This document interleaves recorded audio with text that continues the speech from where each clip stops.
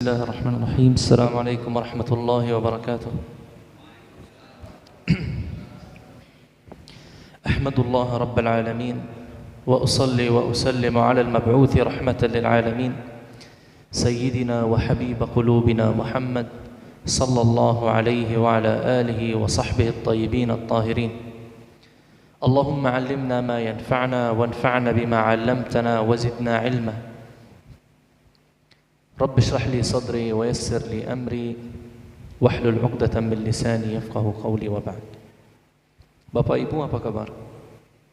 Sehat? Alhamdulillah.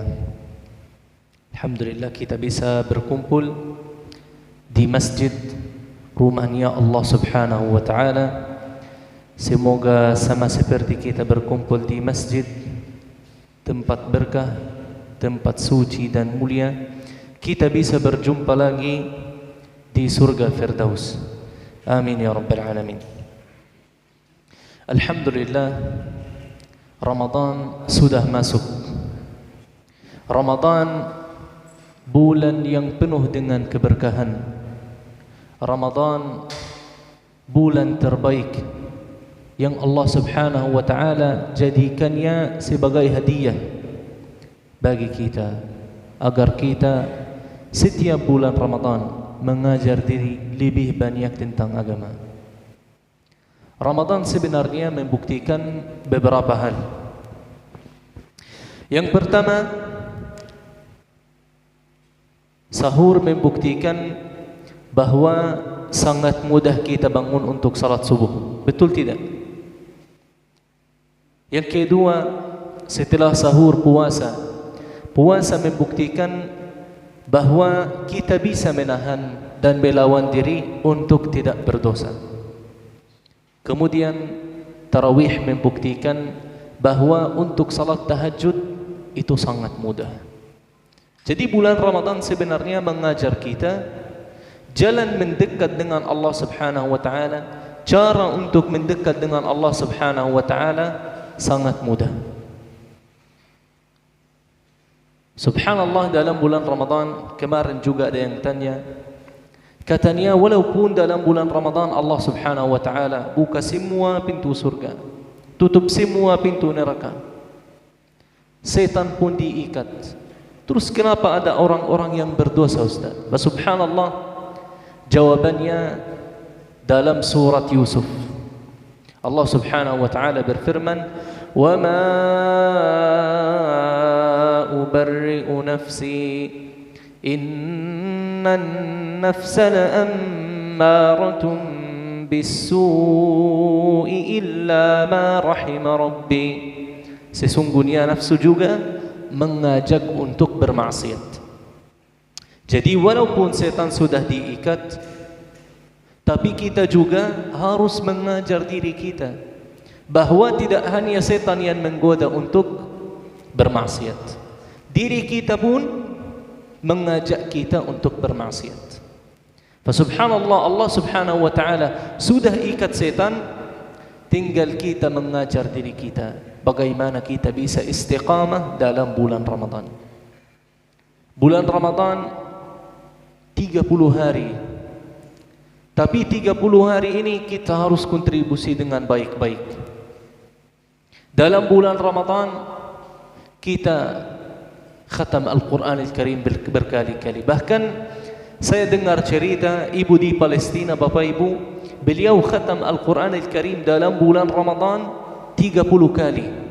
Artinya setiap hari khatam Al-Quran Al-Karim 1 kali. Beliau bilang ke suaminya, 11 bulan itu untuk kalian, saya melayani kalian. 1 bulan ini saya mau kontribusi untuk ibadah kepada Allah Subhanahu wa taala. Ada banyak cara sebenarnya untuk melakukan amalan baik dalam bulan Ramadan, khususnya membaca Al-Quran. Allah Subhanahu wa taala jadikan bulan Ramadan bulan Al-Quran, di mana Allah Subhanahu wa taala berfirman, "Syahrul Ramadan alladzi unzila fihi Al-Quran." Bulan Ramadan yang turun padanya Al-Quran. Walaupun Al-Quran Al-Karim turun dalam waktu 23 tahun. selama dakwah Nabi Muhammad sallallahu alaihi wasallam. Tapi Allah Subhanahu wa taala jadikan bulan Ramadan bulan Al-Quran, agar kita berbanyak membaca Al-Quran Al-Karim. Kita khatam Al-Quran Al-Karim minimal 1 kali dalam bulan Ramadan, minimal 1 kali. Untuk khatam Al-Quran Al-Karim 1 kali dalam bulan Ramadan, dari hari pertama bulan Ramadan, membaca sebelum dan sesudah salat 2 halaman. Sekarang ini kita hari ke-9 dalam bulan Ramadan, hitung berapa halaman yang ini, yang bagian belum membaca sama sekali Bapak Ibu. Hitung berapa halaman yang kita belum membaca, selesaikan. Kemudian setiap salat harus membaca 4 halaman, 2 sebelum salat, 2 sesudah salat. Setiap hari 5 waktu kita khatam 1 juz, 20 halaman. Dalam 30 hari sudah khatam Al-Quran Al-Karim. Tinggal beberapa halaman, 4 halaman, itu hari terakhir bisa kita membaca. Subhanallah, untuk khatam Al-Quran Al-Karim sangat mudah. Tapi apakah kita ada niat? Itu pertanyaannya. Bagaimana? Mulai dari hati. Niat dulu. Setelah itu Allah Subhanahu wa taala akan mudahkan. Niat kita khatam Al-Quran Al-Karim 10 kali dalam bulan Ramadan, artinya setiap 3 hari 1 kali, setiap hari 10 juz. Asal kita ada niat dan kita melakukan dan mulai, Allah Subhanahu wa taala akan mudahkan. Subhanallah, Nabi Muhammad sallallahu alaihi wasallam bersabda, "Man qara'a harfan min kitabillah." Barang siapa yang membaca 1 huruf saja dari buku suci Allah Subhanahu wa taala, Al-Quran Al-Karim, falahu bihi hasanah, maka akan dapat 1 pahala. Wal hasanatu bi'ashri amthaliha, 1 pahala menjadi 10 kali lipat. Wallahu yudha'ifu liman yasha. Dan Allah Subhanahu wa taala lipatkan juga. Ini kalau membaca 1 huruf. Apalagi yang setiap hari membaca 100 huruf, 200 huruf, 1000 huruf. Berapa pahala yang dia akan dapat? Kalikan dengan 10. Subhanallah, pahala membaca Al-Quran Karim sangat besar. Jadi kita kontribusi bulan Ramadan dengan membaca Al-Quran. Karena subhanallah, apapun terkait dengan Al-Quran Al-Karim menjadi terbaik dan sangat agung. Jibril alaihissalam turun dengan Al-Quran, maka Jibril menjadi malaikat terbaik. Al-Quran Al-Karim turun kepada Nabi Muhammad SAW dan umatnya. Nabi Muhammad menjadi Nabi terbaik dan umat Nabi Muhammad menjadi umat terbaik. Al-Quran Al-Karim turun dalam bulan Ramadan. Bulan Ramadan menjadi bulan terbaik. Al-Quran Al-Karim turun dalam Lailatul Qadar. Lailatul Qadar menjadi malam terbaik. Apapun terkait dengan Al-Quran Al-Karim menjadi luar biasa. Yani Nabi Muhammad SAW juga bersabda, yani ahlinya Allah Subhanahu wa taala, ahlullah hum ahlul Quran wa khassati. Ahli Al-Quran ini adalah ahlinya Allah Subhanahu wa taala. Subhanallah, kita harus selalu membaca Al-Quran Al-Karim. Dan demi Allah Bapak Ibu, semua pertanyaan tentang agama yang kita berfikir, jawabannya di dalam Al-Quran Al-Karim. Mungkin secara langsung atau secara tidak langsung. Tapi Allah Subhanahu wa taala akan membuka hati kita untuk memahami Al-Quran Al-Karim. Bahkan anak-anak yang menghafal Al-Quran Al-Karim, anak-anak nanti pada hari kiamat akan berikan mahkota untuk orang tuanya. Cahayanya lebih besar, yani katanya ma baina as-sama'i wal ard, antara bumi dan langit, sangat besar. Oleh karena itu kita juga mengajar anak-anak kita, dorong mereka ke masjid untuk menghafal Al-Quran Al-Karim, agar nanti dikasih mahkota pada hari kiamat untuk orang tuanya. Satu lagi, pada hari kiamat ada yang akan panggil, Iqra' wartaqi, baca dan naik tempat di surga. Sesungguhnya tempatmu adalah ayat terakhir yang kamu membaca. Subhanallah, Al-Quran Al-Karim Bapak Ibu, itu pahalanya sangat luar biasa. Sangat luar biasa. Tidak ada orang yang membaca Al-Quran Al-Karim dan menghafal Al-Quran Al-Karim hatinya gelap. Tidak ada. Saya jamin. Karena semua orang yang membaca Al-Quran, pasti Allah Subhanahu wa taala jadikan hati mereka ada padanya cahaya. Subhanallah, kita kontribusi bulan Ramadan dengan membaca Al-Quran. InsyaAllah semua yang hadir pada majlis ini akan masuk surga. Amin ya Rabbal Alamin. Nabi Muhammad sallallahu alaihi wasallam bersabda, "Kullu ummati yadkhuluna al-jannah." Semua umatku akan masuk surga. Illa man aba, kecuali yang tidak mau. Kaget ya Bapak Ibu. Sahabat-sahabat juga kaget mendengar hadis ini. Setelah itu mereka bilang, "Wa man ya'ba ya Rasulullah?" Siapa yang tidak mau wahai Rasulullah? Setelah itu Nabi Muhammad sallallahu alaihi wasallam jawab, "Man ata'ani dakhala al-jannah wa man 'asani faqad aba." Barang siapa yang taat kepadaku akan masuk surga, dan barang siapa yang bermaksiat kepadaku, dia yang tidak mau. Jadi Bapak Ibu, kita wajib taat kepada Nabi Muhammad SAW, mengikuti sunnahnya. Subhanallah, Nabi Muhammad SAW sangat cinta kita. Bahkan Nabi Muhammad SAW pernah duduk menangis. Allah Subhanahu wa Ta'ala suruh Jibril turun, dan Allah Subhanahu wa Ta'ala tahu alasannya. Begitu Jibril turun dan tanya tentang alasan kenapa Nabi Muhammad SAW menangis, setelah itu Nabi Muhammad SAW jawab, "Ya Jibril, saya takut ada sebagian dari umatku yang masuk neraka." Subhanallah, Jibril alaihissalam naik lagi dan sampaikan kepada Allah Subhanahu wa Ta'ala, alasannya Muhammad menangis takut ada sebagian dari umatnya yang masuk neraka. Setelah itu Allah Subhanahu wa Ta'ala suruh Jibril turun lagi dan sampaikan pesan kepada Nabi Muhammad SAW, yaitu sanurdika fi ummatika ya Muhammad, bahwa kami akan meridaimu dengan umatmu wahai Muhammad. Dan Nabi Muhammad SAW tidak akan ridha kecuali kalau semua umatnya masuk surga. Allah Subhanahu wa Ta'ala berfirman dalam surah Ad-Duha, "Wa lasawfa yu'tika rabbuka fatarda." Jadi Allah Subhanahu wa Ta'ala akan memberikan Nabi Muhammad SAW sampai Nabi Muhammad ridha. Nabi Muhammad tidak akan ridha kecuali kalau semua umatnya masuk surga. Pada hari kiamat, kubur pertama yang dibuka adalah kubur Nabi Muhammad SAW. Langsung Nabi Muhammad SAW akan sujud di samping arsy Allah Subhanahu wa Ta'ala dan akan bilang, "Ya Allah, ada sebagian dari umatku yang masuk neraka." Setelah itu Allah Subhanahu wa Ta'ala kasih batasan untuk Nabi Muhammad SAW. Ada ulama yang mengatakan tempat di neraka, karena neraka itu darakat 7. Subhanallah, Allah Subhanahu wa Ta'ala kasih batasan untuk Nabi Muhammad SAW. Bisa juga dari yang maksiatnya batasannya sampai sini, masukin di surga.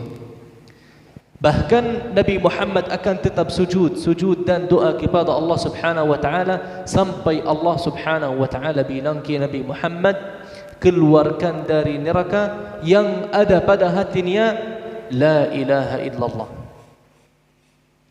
Makanya Nabi Muhammad SAW biasanya bilang, "Man qala la ilaha illallah dakhala al-jannah." Barang siapa yang mengatakan la ilaha illallah, maka akan masuk surga. Tapi tidak hanya la ilaha illallah Bapak Ibu. La ilaha illallah dengan rasa yakin bahawa tidak ada Tuhan selain Allah Subhanahu wa Ta'ala. Tapi kita harus berbanyak amalan baik biar kita insyaAllah langsung masuk surga. Amin ya Rabbal Alamin. Subhanallah, pada hari kiamat Bapak Ibu, semua umat akan berkumpul sekitar Nabi Muhammad sallallahu alaihi wasallam, dan kita akan menjadi saksi terhadap umat-umat yang lain. Allah Subhanahu wa Ta'ala berfirman, "Litakunu syuhada'a 'alan nas." Agar kalian nanti menjadi saksi terhadap umat-umat yang lain. Wa yakuna ar-rasulu 'alaikum syahida, dan Nabi akan menjadi saksi terhadap kalian. Pada hari kiamat Allah Subhanahu wa Ta'ala akan membawa Nuh alaihi salam dan kaum Nuh alaihi salam. Kemudian Allah Subhanahu wa Ta'ala akan tanya Nabi Nuh alaihi salam, "Ya Nuh, sudah mengajak kaummu belum untuk ibadah kepada saya?" Setelah itu Nabi Nuh alaihi salam bilang, "Betul ya Allah, saya sudah mengajak mereka." Setelah itu Allah Subhanahu wa Ta'ala tanya kaum Nuh, "Apakah Nuh benar sudah mengajak kalian?" Liyas'al as-sadiqin an sidqihim. Allah Subhanahu wa Ta'ala pada hari kiamat akan tanya orang yang bicara benar tentang kebenaran juga, tidak hanya tentang bohong. Tentang benar pun Allah Subhanahu wa taala akan tanya hari kiamat. Setelah itu mereka akan bilang Nuh bohong, tidak pernah Nuh mengajak kita. Nabi Nuh yang 950 tahun mengajak kaumnya. Tadi kami di mobil, saat kami datang, kami buka surat Hud dan kita menghitung setiap 15 tahun ada satu orang beriman dengan Nabi Nuh alaihissalam. Bagaimana perasaannya Nabi Nuh? 950 tahun mengajak kaumnya, setiap 15 tahun satu orang beriman dengan Nabi Nuh. Fasubhanallah, Nabi Nuh capek dengan umatnya. Hari kiamat mereka akan bilang Nuh itu bohong. Fasubhanallah, Allah Subhanahu wa taala akan tanya Nabi Nuh alaihi salam lagi. Ada saksi? Setelah itu Nabi Nuh alaihi salam jawab, ada ya Allah. Muhammad dan umat Nabi Muhammad, kaumnya langsung tidak suka, langsung komplain. Bagaimana Muhammad dan umatnya menjadi saksi walaupun mereka datang setelah ribuan tahun? Saksikan harusnya sudah melihat. Fasubhanallah, Allah Subhanahu wa taala tanya kita. Dan kita akan jawab, ya Allah, Nabi Nuh sudah mengajak kaumnya. Buktinya sudah membaca Al-Quran Al-Karim. Dan kita percaya bahawa semua yang di dalam Al-Quran Al-Karim benar. Allah Subhanahu wa taala berfirman dalam surat Nuh ayat pertama, "Inna arsalna Nuhan ila qaumi an anzir qaumaka min qabli ay ya'tiyahum 'adzabun alim." Fasubhanallah, sesungguhnya kami sudah kirim Nuh untuk kaumnya. Artinya Allah Subhanahu wa taala sudah kirim Nabi Nuh alaihi salam. Dan Nuh mengajak kaumnya. Fasubhanallah, setiap Nabi Nuh mengajak, mereka langsung tutup kuping mereka. Mereka tidak mau dengar. Bahkan tadi ketika kita dengar surat Hud, mereka bilang, qalu ya Nuh qad jadaltana fa aktharta jidalna fa'tina bima ta'iduna in kunta minas sadiqin. Ya Nuh, sudah kami bosan. Ya Nuh, anda terlalu mengajak dan kami tidak mau beriman. Kalau anda benar, ayo bawa siksa yang anda janjikan. Fasubhanallah, mereka tidak mau beriman. Setelah Allah Subhanahu wa taala dengar itu dari kita, Allah Subhanahu wa taala akan bilang, Nuh benar, Nabi Muhammad benar, dan umat Nabi Muhammad benar, kalian bohong dan mereka dibawa ke neraka. Fasubhanallah, Al-Quran Al-Karim tetap Bapak Ibu, sangat penting kita menghafal Al-Quran Al-Karim. Semua Nabi akan datang sama kaumnya dan kita akan menjadi saksi terhadap mereka. Kecuali umat Nabi Muhammad sallallahu alaihi wasallam akan datang satu persatu di hadapan Allah Subhanahu wa taala.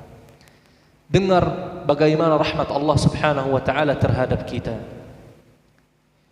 Pada hari kiamat ada seorang datang di hadapan Allah Subhanahu wa taala.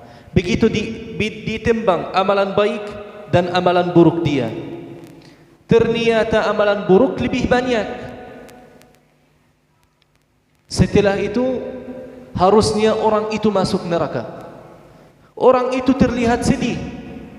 Begitu malaikat mau bawa dia lihat seperti sedih, tidak senang sama sekali. Allah Subhanahu wa taala tanya dia, kenapa? Ada kezaliman di sini? Apakah kami zalimimu? Setelah itu dia bilang, tidak ya Allah. Tapi saya tidak kira Allah Subhanahu wa taala seperti ini di dunia.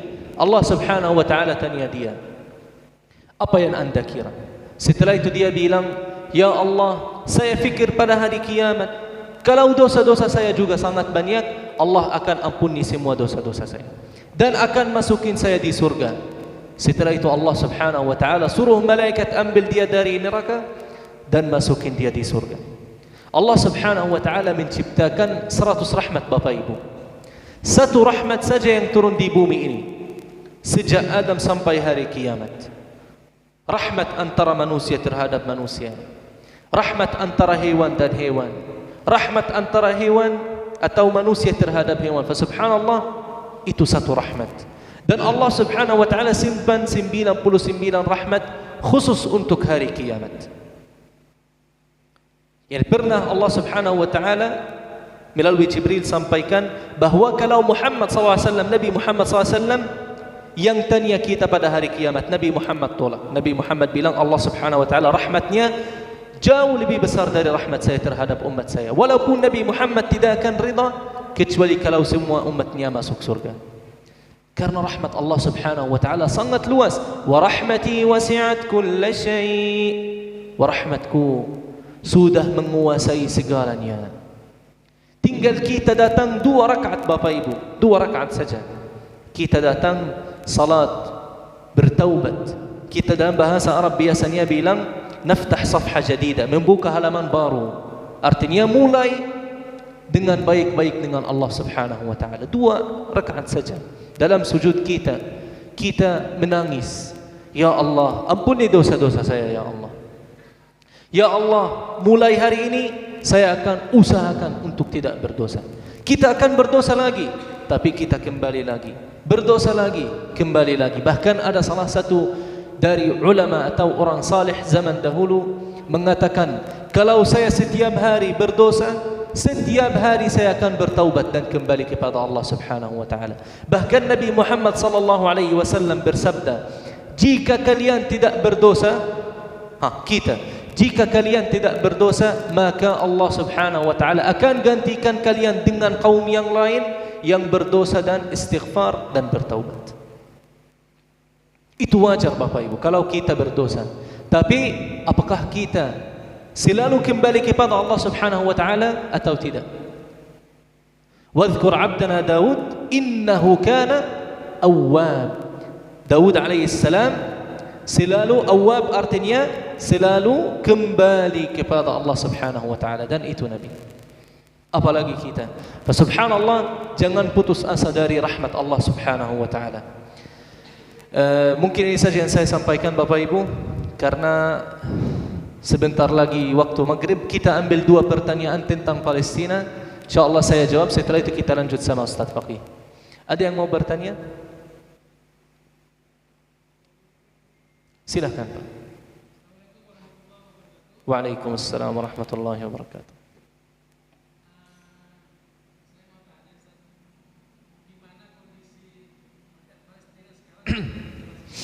Setelah gencatan senjata.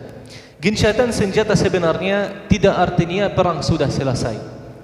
Gencatan senjata yang terjadi di Palestina khususnya waktu ini, Israel sekarang, atau saya menjelaskan apa yang terjadi dalam gencatan senjata. Dalam sepakatan gencatan senjata yang disepakati 3 periode. Periode pertama, periode kedua, periode ketiga. Periode pertama masanya 42 hari. Sebenarnya sudah selesai. Tapi dalam sepakatan gencatan senjata harusnya setiap periode langsung menyusul. Begitu selesai periode pertama langsung masuk di periode kedua dan periode ketiga. Seperti itu. Dalam periode pertama, tentara Israel akan keluar dari Gaza, cuman mereka akan berada di jarak 700 meter di batasan. Di periode pertama mereka akan keluar dari pintu Rafah.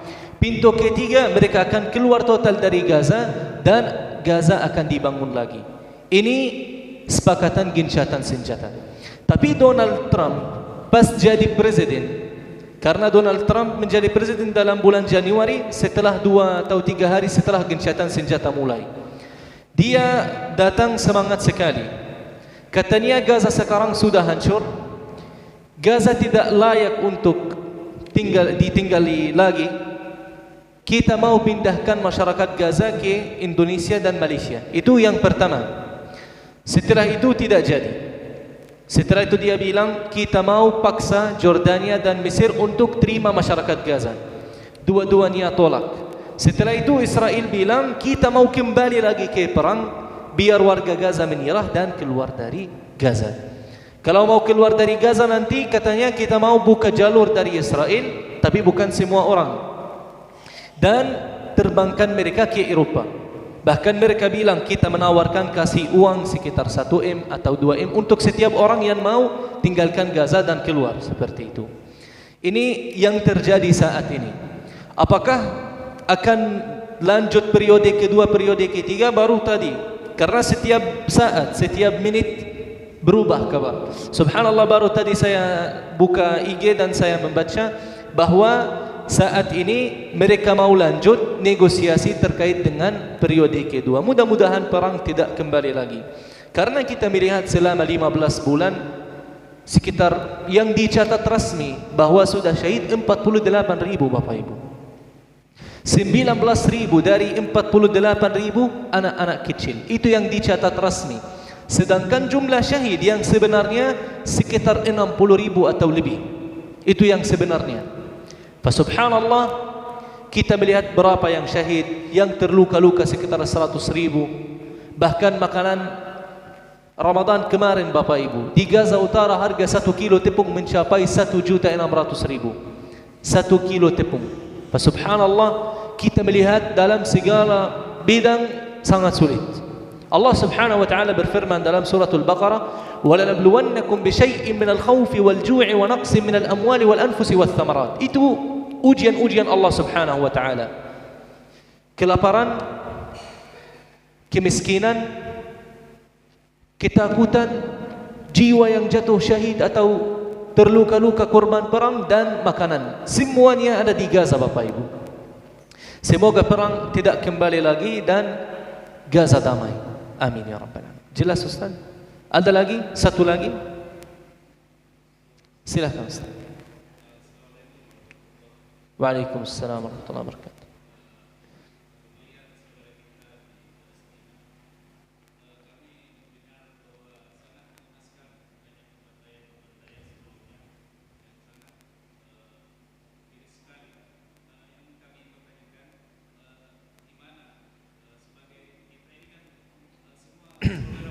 Ya.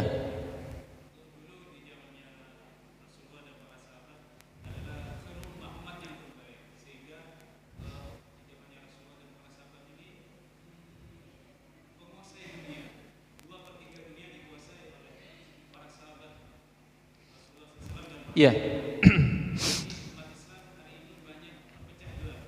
Ya.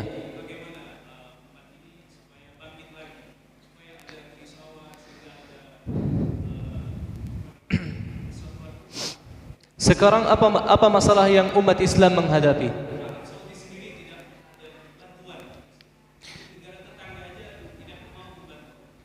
Ya. Baik.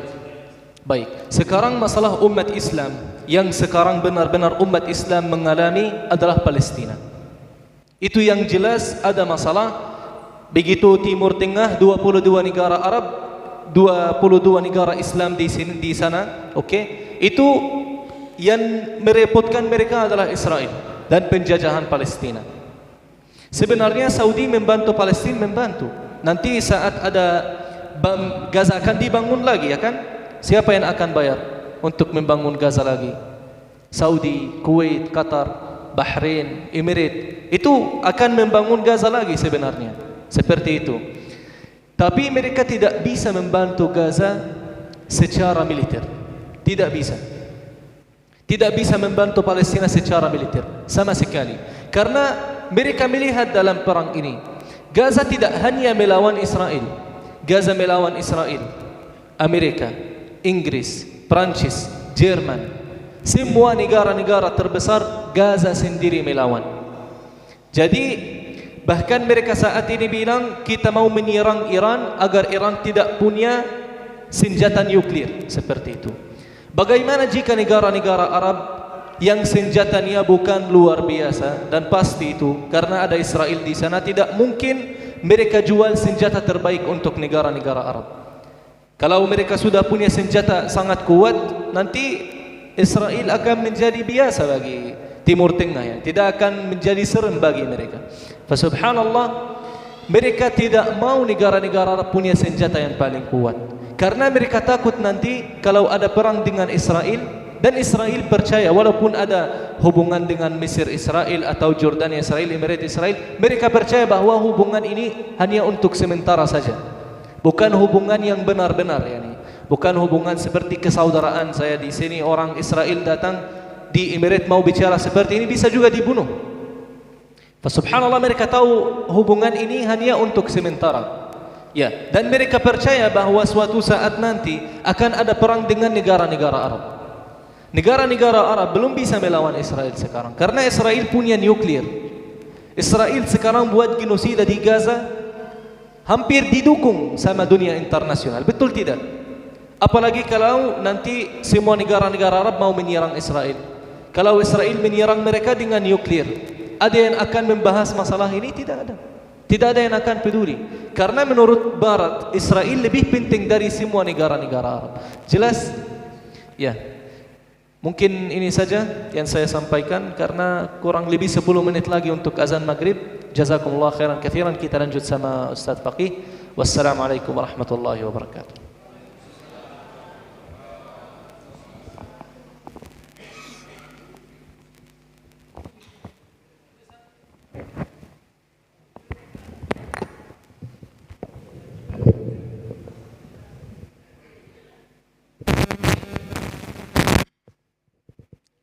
Mohon untuk izin berbicara sebentar. Assalamualaikum warahmatullahi wabarakatuh. Alhamdulillah wahdah